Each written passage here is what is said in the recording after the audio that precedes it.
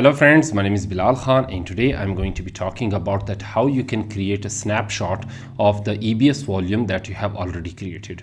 So in the previous video I have shown you that how you can create the EBS volume and how you can attach the data to it, but in this video I'm going to be creating a snapshot, so in case if the EBS volume is deleted there will be a backup present so that you can use it, right? So this is used for the backup purpose so that you can create a snapshot, and if there is a requirement you can use it in the future also. So yeah, let's go to the screen. So as you can see here that I'm currently present in the dashboard of the EC2 instance. So what I need to do, I need to create one instance in order to show you that how you can create the EBS volume, and after that how you can create a snapshot of it. So I will simply name it like my snapshot. This would be fine, right? So after that, let's create the Ubuntu machine, right? So this is the Ubuntu machine that I will be selecting. So let's create this. And after that, create the, what you can say, key value pair. So I have already created, so no need to worry about it. Yeah, if you are not aware of, you can simply click on this, create new key pair. The next step is to create this what you can say instance as public, right? So the subnet of this instance is going to be public, so AP South1. Now create this auto assign public IP, enable this, right? So now the next step is to create or add a volume that would be not 8 GB but 15 GB, and it will be given to the general purpose 2, right? And this is the default volume, and this is the additional EBS volume that I have attached to it, and from this additional volume I will create a snapshot, right? So yeah, this is the purpose of it. So yeah, overall this is showing fine to me. So let's click on this launch instance, and once this instance is launched, I will be showing you the next step, that is to, let's say this is launched. The next step is to create a what you can say attach a volume, right? So let's create this. I have already created these kind of volumes, so you don't need to worry about it. But currently if I refresh this, you will see that it will give me the status that which one is pending. Yeah, this one is pending. So it will take me some time in order to start this and initialize this. You can see here it is running, but it needs some time in order to initialize it properly. Once it is initialized, I will connect it and I will show you some of the volumes that are attached to it, right? So let's refresh this again. Yeah, so it will take me some time, so let's wait for this. So now you can see here that the checks are passed and the status is checking fine, so it is running properly. So after selecting it, let's click on this connect option, and once the connect option is done, let's click on this connect button here, and now it will establish the connection. And after that, what I need to do, let's just wait for it in order to establish the connection properly. Now you can see here that it is done. So let's clear this first of all, and let's write lsblk. So now you can see here that this is the additional storage that is showing to me here, xvdb. So what I need to do, first of all, I will write like lslh. Currently there are some files that are present in it. I need to first of all check the file system of this what you can say EBS volume, right? So let's write fl file s and dev and /dev/ xvdb. This is the additional EBS volume that I have shown you. So as you can see here that currently it is giving me a message that no read permission. I need to write the sudo I, and now what I need to do, I will write this command again in order to check the file system of this EBS volume, right? So as you can see here that currently it is showing me the data that the file system of this dev xvdb. This is the data. So what I need to do, I need to like make the ES file system of it that currently it has no file system. So what I need to do, I will write what you can say mkfs dot extension 4 and then extension 4 I what you can say xvdb. Now this could be fine. So it is giving me error. What's that error? So yeah, I think I need to delete this, maybe because of this. Yeah, now this is done. The file system is created of this EBS volume.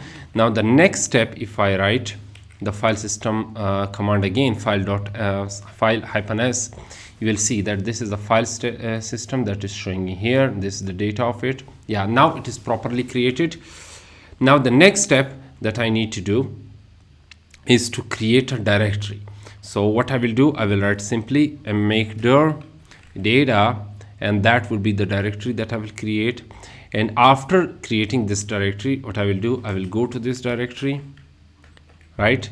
And inside this directory, what I will do, before going to this directory, let's mount this, right? So I need to mount this. I forgot about it.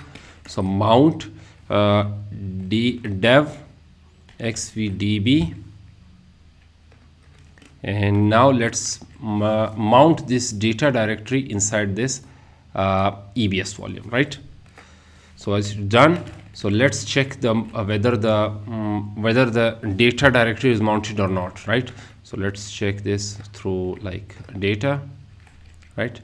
So as you can see here that the data is a mount point. It means that the data directory is mounted successfully, and this is the command that will basically help you to mount this directory into this EBS volume, right? So I hope you understood. These are all the commands that I have done in my previous video, so that's why I'm going through it fast. Now the next step is to go to this data directory, right? After going to this data directory, what I will do here, I will simply, let's say, create a command like write something like this is the test file that I am creating, right? So that I'm creating, and I'll write these like this text into the abc.txt file, right? So if I show you here, you will see that abc.txt file is present, and if I show you the content of it, you will see that this is the test file that I'm creating. So now it is successfully done. It means that the data is now present in the EBS volume that I have created, the additional EBS volume, that is the 15 GB, right? So yeah, make sure you understand this properly. Now the next step that I'm going to do is to go to these volumes, and inside this volume you will see, if I show you here, let's refresh this. So this is the 15 GB that is currently available. Yeah, so I need to delete this 15 GB because it is available and I have forgotten to delete this, right? So let's delete this. It is not in use, so I need to delete because it was created previously when I was doing experiment with this kind of like in order to make this video. But now the proper like volumes that will be created after working on this instance will be two. Like this is the default one, this is the additional one that you have created, and inside this volume you have like written the test file. You have created abc.txt file in which the data is present, right? So now the next step that I'm going to do, if I go to the snapshots, currently there is no snapshot that is present. So what I will do, I will go to the volume section, select this volume, and I will create a snapshot of this 15 GB. So let's click on this action, create a snapshot of this. And now the next step is to simply create a snapshot without giving description. If you want to, you can also give the description, right? So I'm not giving any kind of description here. So now what I need to do, I need to go to the snapshots. And here you will see that now this snapshot is created and the snapshot volume size is 15 GB, right? So it will take me some time in order to establish this, right? Because currently it is pending, and the volume of the snapshot of that volume is also sized of 15 GB, right? So this is the point that you need to understand, right? So now this snapshot is created successfully. Now the next step that I'm going to do is to go to this what you can say snapshot again. All right, and now let's take this action, right? So I have gone to the snapshot. Now the next step that I'm going to do is to create the volume from snapshot. Previously the volume was created from the 15 GB volume. Like as you can see here, if I go back, you You will see here, this is the what you can say original volume that is created, and this original volume is attached to the EC2 instance. Now I also need to attach the snapshot to the EC2 instance, right? So there will be two additional volumes. One will be the snapshot and one will be the original volume, and both of them will be attached to the EC2 instance. So yeah, this is the point that you need to keep in mind. So create volume from snapshot. Now I need to create the snapshot. So first of all, let's go select this general purpose, and if I give the size, let's say 14 GB, it will give me the error, but I can go further about it. I can increase the size of the snapshot, but I cannot decrease the size of that snapshot, right? So let's say if I for differentiating purpose, I will give the 16 GB. The first one is the 15 GB, that is the original volume. The snapshot size is the 16 GB. This is just for the differentiating purpose. And the first original volume was present in the availability zone AP South 1, but this snapshot could be present in AP South B, AP South C, but I'm leaving this the same in order to not make any kind of complications, right? So yeah, this is fine. Let's create this snapshot of and volume that is attached to it. And if I go to the volume section again, you will see here that this is the 16 GB volume that is of the snapshot. This is the 15 GB volume that is original volume, and now I need to make this snapshot available. So currently it is not in use. Currently it is available, so I have to make it available, right? So how I can do this? I will simply click on this, and now let's what you can say attach this volume. Where I need to attach this, I will simply attach this to the running instance that is present, and that instance will be named, like the first one was XVDB, so this time I will name it XVDBC, right? So this is the point. Let's attach this. As you can see here, now all of this, the snapshot is also in use. This is a snapshot, this is the original volume. Let's go to the instance again, and this time if I write lsblk, you will see there are two volumes that are present. The first one is the XVDB, that is the original volume. The second one is the snapshot of this volume, that is the XVDBC. Now what I need to do, I will show you the data that will be present inside this snapshot. So how I can do this? Now the first point that I need to do is to check the file system of this XVDBC, right? So let's check the file system of it, dev XVDBC, and now let's what you can say leave it as it is, right? So now you can see here that the file system of this snapshot is also given to it. So yeah, there is no need for me to create the file system again. So it is already given to it from this original volume, right? Now the next step that I'm going to do is to create a directory and mount that directory so that I can get the data of this original volume, right? So currently there is no data that is present in the snapshot, so I will mount this directory so that I can get the data of this original volume. So what I need to do, I will create another directory inside this data directory, right? So directory make the data one, right? So this time is, let's say, snap data. Let's take this snap data, right? So snap data, this would be fine. And now what I need to do, I need to mount this snap data.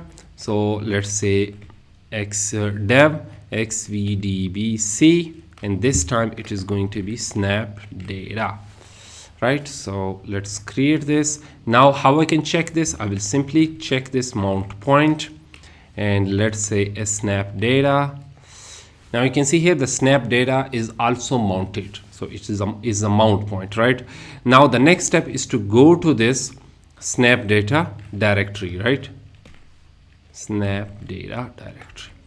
Now if I show you here, you will see this is the directory, and inside this I didn't create abc.txt file. Instead it is mounted, and the data is taken from this original volume, and now it is present in this snapshot. And if I show you like the abc.txt file data, you will see that this is the test file that I'm creating. Now I'm present in the snap volume, and now it is giving me the same data, the same file that I have created in the XVDB volume. That was the original volume. So yeah, that was the thing that I was trying to show you. Let's say if this original volume is deleted, in case this volume will be present, and you can easily back up your data and your data will not be lost, right? So I hope you I showed you this is just one file, but there could be multiple files also in which you can store the data, and you can just take the data from this original volume and it will be transferred to this what you can say snapshot volume that will be created, and you can easily use it in the future also if in case you deleted this original volume. So yeah, that was the thing that I was trying to show you. So now let's close this because there is no need for me to in order to like work further in it. Now the next step that I'm going to do is to simply like terminate this instance. And once this instance is terminated, like the volumes that are attached to it will be deleted automatically, right? So yeah, it will take some time in order to like delete it, but in case if they are not deleted, I can manually delete them by simply going to the action, deleting volume and detaching it. So yeah, there is no need for me. So it will take some time in order to check the status of it. So I hope you understood and like this video. So if you liked it, then make sure to subscribe to my channel. And if you have any questions, then ask those questions in the comment section below. I'll be happy to answer all of them. So till then, goodbye.